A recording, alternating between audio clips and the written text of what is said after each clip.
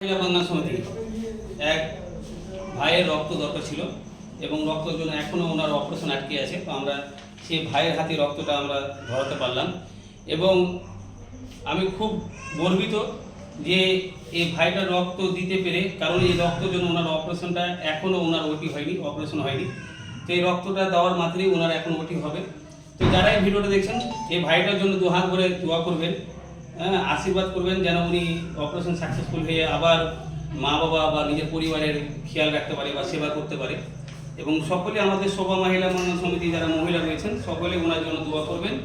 এবং আমাদের ভারতবর্ষে যত জায়গায় শোভা মহিলা মন্ডল সমিতি শ্বশুরাগার আছে, ভগবানের কাছে প্রার্থনা করবেন যেন উনি তার ভালো হয়ে সুস্থ হয়ে বাড়ি ফিরে যায়।